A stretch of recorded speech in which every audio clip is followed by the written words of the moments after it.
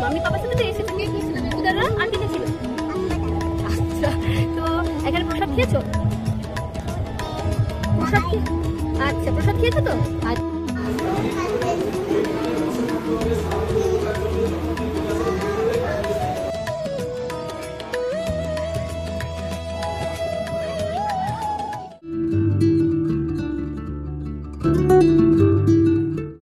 এখন আমরা সবাই মিলে কিন্তু রেডি হচ্ছি।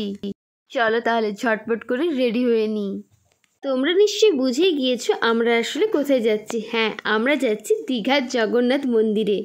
আর আমাদের মন্দারমণি থেকে নিউ দীঘাতে পৌঁছতে প্রায় 30 থেকে 45 মিনিটসের মতো আমাদের সময় লেগেছিল। ফাইনালি আমরা দীঘাতে নবনির্মিত জগন্নাথ মন্দিরে কিন্তু পৌঁছেই গিয়েছি। দেখতেই পাচ্ছ মেন গেট।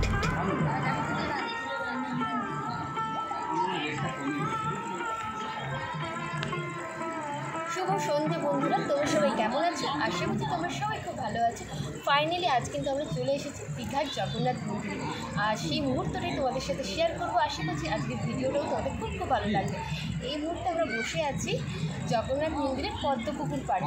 চলো এখন থেকে ব্লগটা কন্টিনিউ করা যাক। আশা করছি আমার সাথে থেকো আর সঙ্গে থেকো।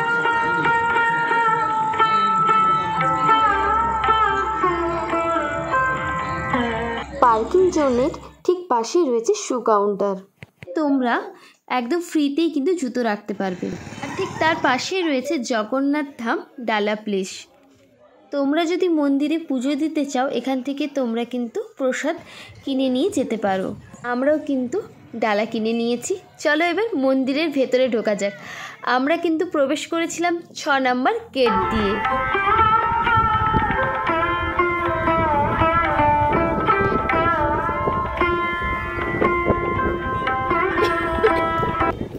এই যে কুটিরের মতন যেগুলো করা রয়েছে, এখানেই কিন্তু মন্দির উদ্বোধনের কিন্তু মেন যজ্ঞটাই কিন্তু এখানে হয়েছিল।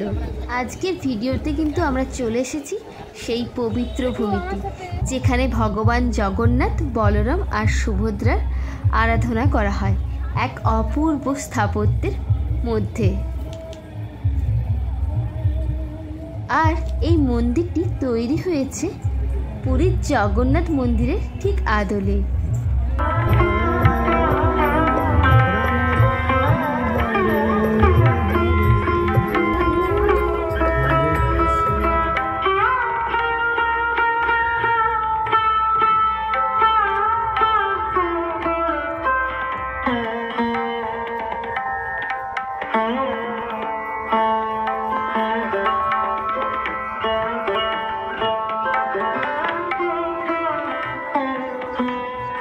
এখানে মন্দিরের গর্ভগৃহে প্রবেশ করার আগেই রয়েছে আরও দুখানা মন্দির। চলুন তাহলে মন্দিরে ঢোকা যাক। আর এই যে দেখুন, মন্দিরের ঠিক পাশেই রয়েছে বেশ বিশাল পদ্মপুকুর। এই জায়গাটায় কিন্তু বসে বসে অনেকখানি সময় কিন্তু আপনারা কাটিয়ে দিতে পারবেন।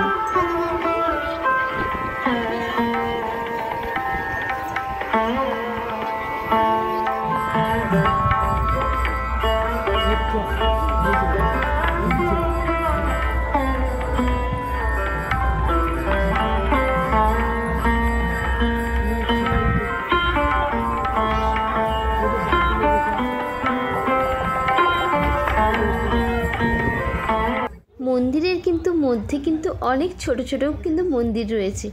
এবার আপনাদের দেখাবো নৃসিংহের মন্দিরে।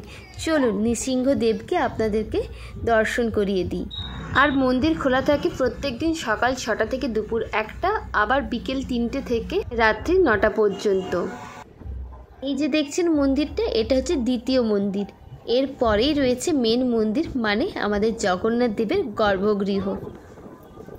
আর মন্দির যেই টাইমে খোলা থাকবে সেই টাইমে কিন্তু তোমরা পুজো দিতে পারবে।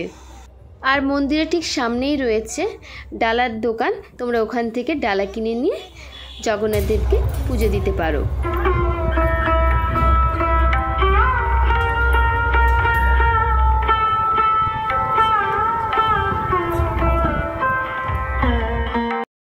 ভেতরে কিন্তু ভিডিও অ্যালাউ নেই, সে কারণে মন্দিরের ভেতরের অংশগুলো কিন্তু আমি দেখাতে পারছি না। আর এখনও বলতে পারছি না মানে গর্ভগৃহে ক্যামেরা অ্যালাউ থাকবে কি না। চলুন দেখা যাক, যতটা সম্ভব হবে আমি আপনাদের সামনে তুলে ধরার চেষ্টা করব। আর পুরো মন্দিরটা কিন্তু সাদা মার্বেল দিয়ে কিন্তু তৈরি করা হয়েছে। এই হলো জগন্নাথ দেবের মেন মন্দির, যেটাকে আমরা বলে থাকি গর্ভগৃহ। ঠিক কিন্তু পুরীর জগন্নাথ দেবের মন্দিরের আদলেই কিন্তু।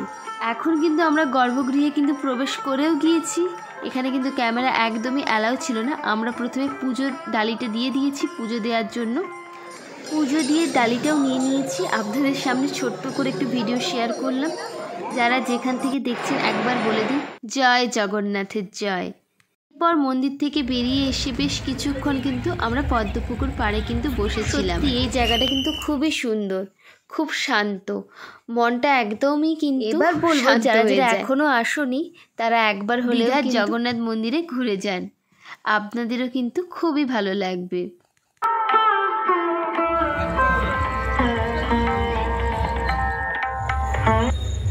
এখন আমরা যেখানে যাচ্ছি মন্দিরের ভেতরেই রয়েছে, থেকে এটা করা হয়েছে। এখানে বিভিন্ন রকমের আপনারা ঠাকুরের জিনিস পাবেন, ঠাকুরের মূর্তি, অনেক রকম জিনিস রয়েছে। চলুন ভেতরে গিয়ে আপনাদের সাথে সেটা শেয়ার করি। দেখুন মূর্তিগুলো কি সুন্দর, তাই না?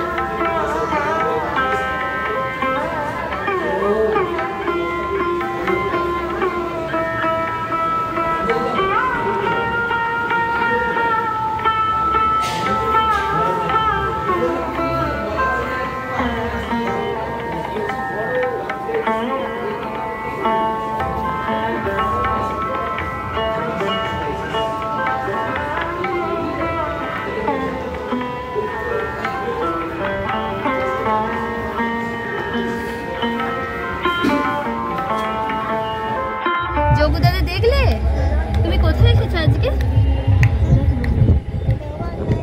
কে কে ছিল জগন্নাথ মন্দিরে?